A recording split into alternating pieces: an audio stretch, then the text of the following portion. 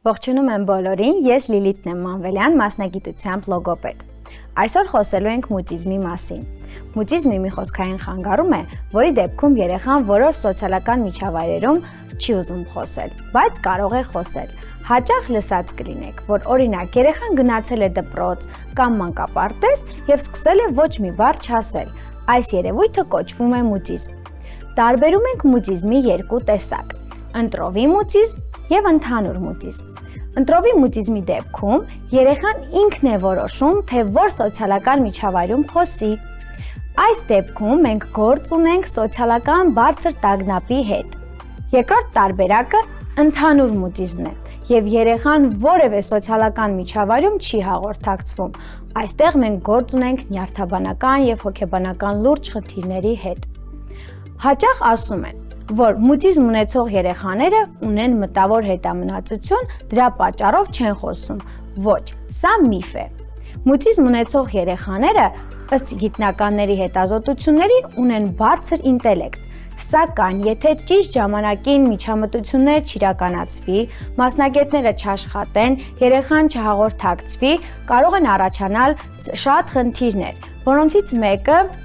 հաղորդակցման հմտությունները կարող են նվազել, երեխան որոշ բառեր արտաբերելիս, հնչյուններ արտաբերելիս կարող է դժվարանալ եւ ճիշտ դիրքերում չարտաբերի։ Եվ հետագայում արդեն դպրոցահասակ տարիքում կարող է որոշակի բարդություններ առաջանալ։ Հարց. Ինչը կարող է պատճառ հանդիսանալ մուտիզմի առաջացմանը։ Մուտիզմի առաջացման պատճառ կարող է հանդիսանալ ստրեսը, սոցիալական բարձր տագնապը, շատ խիստ ծնողները կամ շատ խիստ ուսուցիչը կամ ուսուցչուհին։ Սոցիալական տագնապների մեծ լարվածությունը երեխաների մոտ առաջացնում է մուտիզմ։ Երեխաները, երբ մուտիզմը առաջանում է, սկսում են չխոսել։ Մուտիզմ կարող է առաջանալ նաև այն դեպքում, երբ ծնողները բաժանվում են։ Այդ բաժանությունները երեխաների մոտ առաջացնում է մուտիզմ։ Մուտիզմ կարող է առաջանալ նաև այն դեպքում, երբ երեխան գտնվում է երկլեզու խոսքային միջավայրում, երբ վախենում է խոսել սխալներ թույլ տալ եւ դրա համար նախընտրում է լռել։ Առանձնացրել եմ մի քանի լոգոպեդական խորհուրդներ, որոնք կարող եք կիրառել մուտիզմ ունեցող երեխաների հետ շփվելիս, հաղորդակցվելիս։ Մուտիզմով երեխաները ունեն բարձր սոցիալական տագնապ։ Դրա համար, եթե երեխան գտնվում է նոր սոցիալական միջավայրում, պետք չէ երեխային շատ հարցեր տալ։ Երեխան լռում է, որովհետև այդպես է պաշտպանվում։ Պետք չէ երեխային ստիպել, պետք չէ երեխային ասել՝ ինչու չես խոսում, խոսիր, ասա, մի լռիր։ Այդպես երեխան ավելի է խորացնում իր խնդիրը։ Երեխաների հետ շատ խաղեր խաղացեք։ Խաղերը եւ այդ հետաքրքիր ժամանցը երեխաների մոտ կստեղծեն ավելի խաղաղ դաշտ, երեխաները կսկսեն չլարվել, կսկսեն արդեն ավելի հեշտ արտահայտվել եւ այսպես կնպաստենք նրանց խոսքային հմտությունների զարգացմանը, նրանց շփման հաղորդակցման հմտությունների զարգացմանը եւ երեխաները ավելի հեշտությամբ կհաղթահարեն մուտիզմը։ Իհարկե, մուտիզմը միայն այսպես չեն կարող հաղթահարել։ Մուտիզմի հաղթահարման համար շատ կարեւոր է մասնագետների հետ հաղորդակցումը։ Լոգոպեդի, հոգեբանի, նյարդաբանի, ծնող, երեխա եւ մասնագետ համագործակցությունը կարող է բերել դրական արդյունքների։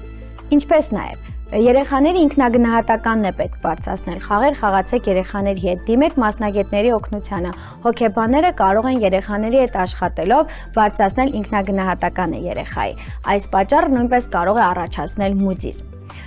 Մուտիզմով երեխաներին պետք չէ ստիպել եւ պետք չէ նաեւ կաշառել։ Շատ հաճախ լսում ենք, որ երեխան չի ուզում խոսել, չի ուզում արտահայտվել, որովհետեւ ունի սոցիալական բարձր տագնապ, բայց ծնողները երեխային ասում են.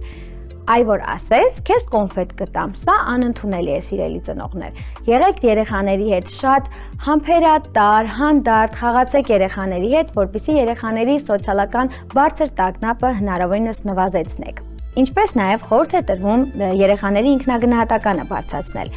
Ինքնագնահատականի բարձրացումը կնվազեցնի երեխաների մուտիզմը, կհաղթահարվի մուտիզմի որոշակի մակարդակ։ Երեխաների հետ շփվելիս խորհուրդ չի տրվում կաշառել երեխաներին, որովհետև հաճախ նկատում ենք, որ երեխաները օրինակ չեն խոսում դպրոցում, մանկապարտեզում կամ խանութում կամ որևէ սոցիալական միջավայրում եւ ծնողը երեխային ասում է. Եթե ասես, քեզ կոնֆետ կտամ, եթե խոսես, Քեզ խաղալիք կառնեմ։ Սա անընդունելի է, ծնողներ ջան։ Պետք չէ երեխաներին ճնշումներ կատարել, պետք չէ երեխաներին պիտակավորել, այլ պետք է հարգել նրա լռությունը սոցիալական տվյալ միջավայրում, որովհետև դա ունի պաշտպանական մեխանիզմ։ Երեխան չի խոսում, որովհետև այդպես է պաշտպանվում։ Խորհուրդ է տրվում նաև դիմել մասնագետների օգնությանը, լոգոպեդների, հոգեբանների, նյարդաբանների, որովհետև նրանց համատեղ աշխատանքի շնորհիվ կհաղթահարվեն խնդիրները։ Եթե երեխան նկատում եք, որ օրինակ 1 ամիս է չի հաղորդակցվում կամ շատ լուռ է դարձել, օրինակ տանը խոսում է, բայց ուսուցչուհին ասում է, որ դպրոցում որևէ բառ չի ասում, կամ մանկապարտեզում չի հաղորդակցում, ապա այստեղ պետք է անհանգստանալ եւ դիմել մասնագետների օգնությանը։ Երբ երեխան օրինակ հարցը ուղղում է, պատասխանում է ժեստերի, միմիկայի միջոցով, եւ դա տևում է մոտավորապես 3 շաբաթ, այստեղ նույնպես պետք է անհանգստանալ եւ դիմել մասնագետների օգնությանը։ Եթե երեխան կակազում է եւ չի ուզում խոսել, լուռ է, այս դեպքում նույնպես պետք է դիմել մասնագետների օգնությանը համատեղ աշխատանքի միջոցով խնդիրը հաղթահարելու համար։ Առաջարկում ենք որոշակի խաղեր խաղալ, որպեսզի կարողանաք տնային պայմաններում որոշակիորեն հաղթահարել մուտիզմը եւ երեխայի առօրյան հետաքրքիր դարձնել։ Խաղերից մեկը ընտրիր թե ով է խոսում։ Տալիս եք հնարավորություն, որ երեխան ինքը ընտրի տվյալ խաղի ժամանակ կանոնները ինքը թելադրի, մայրիկն է սկզբում ասելու, թե ինքն է ասելու, այսպես երեխայի տագնապանության մակարդակը կնվազի եւ երեխան ավելի ինքնավստահ կկարողանա խաղալ այդ խաղը։ Խաղերի միջոցով երեխան արդեն կկարողանա զարգացնել ինչպես բանավոր խոսքը, նվազեցնի տագնապանությունը եւ կզարգացնի նաեւ արտաբերական ապարատի շարժունակությունը։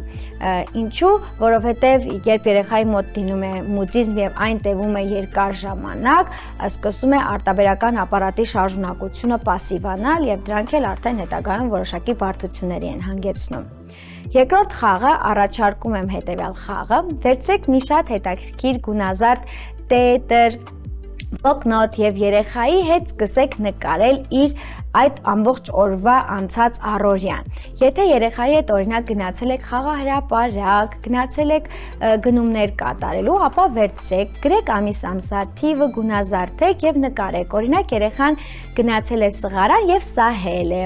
Այստեղ եթե երեխան ցանկանում է, կարող եք պատմել ամբողջ գործողությունների շարունակությունը։ Եթե չի ցանկանում, միայն նկարեք եւ ժամային գրաֆիկով գրեք, թե օրվա որ մասում ինչ գործողություններ են կատարել երեխաները։ Հաջորդ խաղը խաղալու համար այստեղ եմ հրավիրելու մի գեղեցիկ աղջնակի։ Միասին մենք ցույց կտանք, թե ինչպիսի աշխատանքներ պետք է կատարեք։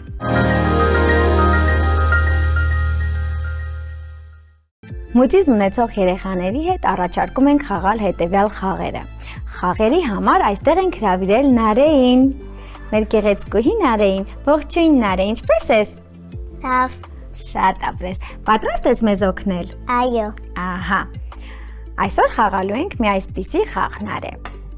Խաղը, ծնողներ ջան, մեզ հնարավորություն է տալու նվազեցնել տագնապանությունը եւ երեխայի ընտրությունը հարգել։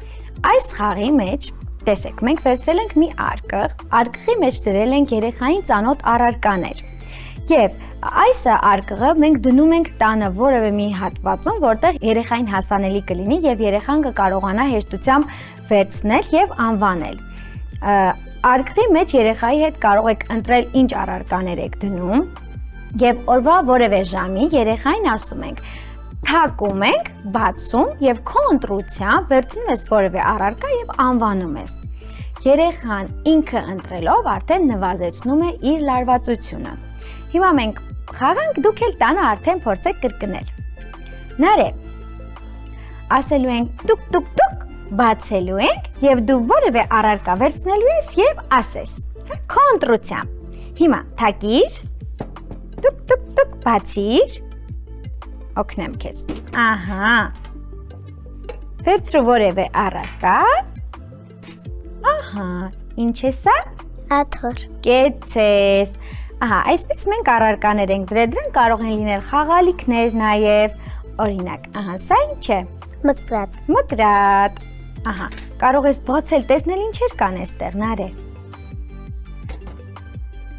Թութուկ, ճիշտ է։ Ահա, էլ ինչ կա նար։ Սա հայլի է։ Սա հայլի է, ճիշտ է, ահա, էլ ինչ կա այստեղ։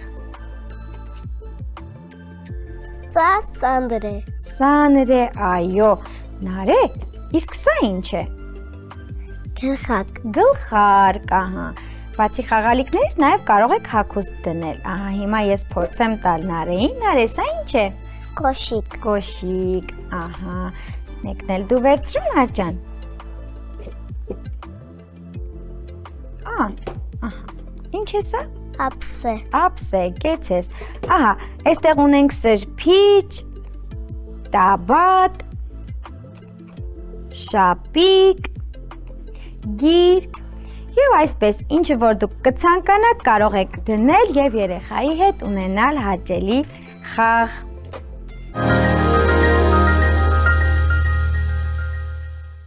Հաջորդ խաղը ծնողներ ջան։ Այսպիսի փափուկ տաքուկ խաղ է։ Երբ տատիկները տանը գուլպա են գործում, կարող եք առաջարկել տատիկներին նաև այսպիսի խաղեր էլ գործեն։ Ես խնդրել եմ իմ տատիկին, տատիկս ինձ համար գործել է։ Ահա, տեսեք։ Համ էկոլոգիապես մաքուր է, համ փափուկ է, համ գունեղ։ Մուտիզմ ունեցող երեխաների դեպքում այս խաղը կարող են խաղալ այսպես. երեխան պետք է վերցնի եւ գտնի համապատասխան գույնը կոճկի։ Կարող եք անել լռության մեջ մուտիզմ ունեցող երեխաների դեպքում, եթե երեխան ցանկանում է, կարող է իր ընտրությամբ գույները ասել։ Բայց եկեք այսօր մենք բոլոր երեխաների համար խաղը խաղանք։ Նարեն կվերցնի գույնը, կանվանի եւ կկոճկի։ Փորձիր Նար ջան, որ գույնը ուզում ես վերցրու կոճկիր։ Ահա, որ գույնն է Նար։ Սա որ գույնն է։ Մանուշակագույն։ Ահա, հաջորդը։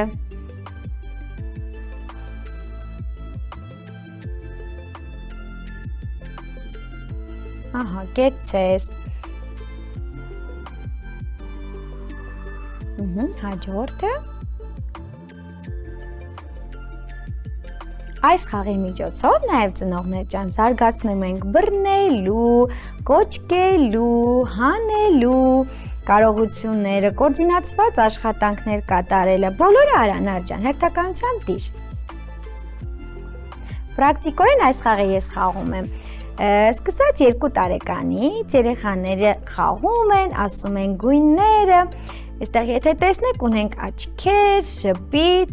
նաև դեմքի մասերն ենք ասում։ Նարե վերջում կարող ես անվանել մեր խաղին, անուն տաս։ Այ օգնեմ քեզ։ Ահա։ Փորձիր սա էլ Նար ջան։ Երկնագույնը։ Մնաց որ գույնը Նար։ Վարդագույն։ Վարդագույնը ճիշտ է։ Ահա։ Հիմա արի փորձենք մեր հեռուստադիտողին ցույց տալ բռնի։ Ահա, ինչի է նման։ Արևի։ Արևի, իսկ կարող ես անուն որոշել։ Ինչ ես կարծում, ինչ է մեր խաղի անունը։ Քեզ նման արևիկ է։ Հա, համաձայն ես, ասենք Նարիկ։ Նարիկն է մեր, ահա։ Ահա այսպիսի խաղերով կարող եք նվազեցնել երեխաների տագնապները։ Այսօրվա համար այսքանը։ Ձեզ հետ Լիլիթ Մանվելյանն էր եւ մեր Նարեն։ Հաջողություն։